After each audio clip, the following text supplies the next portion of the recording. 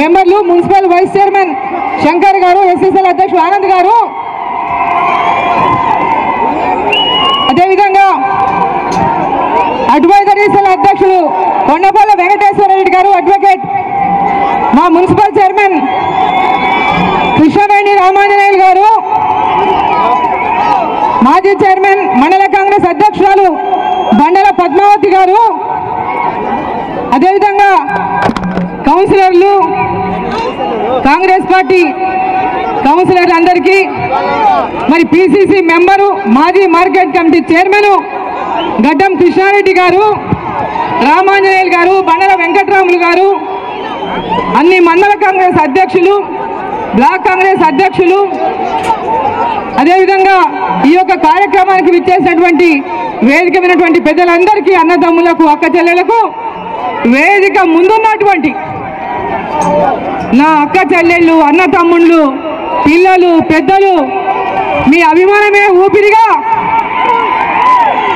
ఈ గద్వాలకు సేవ చేస్తున్నటువంటి సందర్భంగా 3 సార్లు మీ ఎమ్మెల్యేగా గెలిపించుకున్నటువంటి మీ అందరికీ కూడా నా యొక్క హృదయపూర్వక నమస్కారాలు, ధన్యవాదాలు.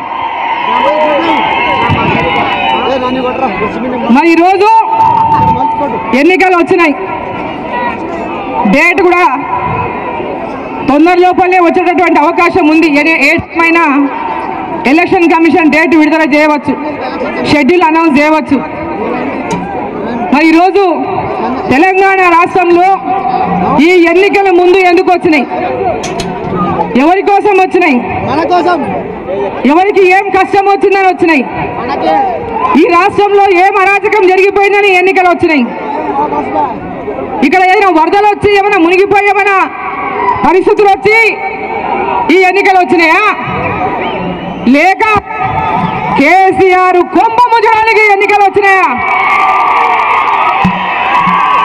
ఈ ఎన్నికలు, ముందస్తు ఎన్నికలు కేసీఆర్ కుంభముంచనికనే వచ్చినాయి. ఎందుకంటే కేసీఆర్ గారు 5 సంవత్సరాలు అధికారంలో ఉండమని తెలంగాణ ప్రజలందరూ కూడా తెలంగాణలో ప్రత్యేక తెలంగాణ కావాలని మన ఆకాంక్షకు కాంగ్రెస్ పార్టీ మా నాయకురాలు యూపీఏ చైర్పర్సన్ అయినటువంటి సోనియా గాంధీ గారు తెలంగాణ రాష్ట్ర ప్రజల యొక్క ఆకాంక్షను గుర్తించి టీఆర్ఎస్ పార్టీ ఇప్పుడు ఉన్నటువంటి కేసీఆర్ ఆ రోజు ఎంతో మంది పిల్లలని తనకు టీడీపీలో మంత్రి పదవి, ప్రభుత్వంలో మంత్రి పదవి రాలేదని చంద్రబాబు నాయుడు దగ్గర ఆయన మంత్రివర్గంలో పనిచేసిండు. మళ్ళీసారి మంత్రివర్గం పీకి డిప్యూటీ స్పీకర్ పదవి ఇచ్చిండు. ఆయనకు ఆ పదవి పీకి డిప్యూటీ స్పీకర్ ఇచ్చినందుకు మంత్రి పదవి ఇవ్వలేదని ఆయనకు తెలంగాణ గుర్తుకొచ్చింది. అంతవరకు గుర్తురాలే, తెలంగాణ చంద్రబాబు నాయుడు పక్కన ఉన్నంతవరకు గుర్తురాలే. ఆయనకు ఎప్పుడు గుర్తు వచ్చింది? మంత్రి పదవి ఊడినాక, ఆయన డిప్యూటీ స్పీకర్ పదవి ఇచ్చినాక ఆయనకు తెలంగాణ గుర్తొచ్చింది. తెలంగాణ గుర్తొచ్చి తెలంగాణ ప్రజల యొక్క ఆకాంక్షను అప్పటికే కాంగ్రెస్ పార్టీ 2001లోనే కామెంట్ చేయండి.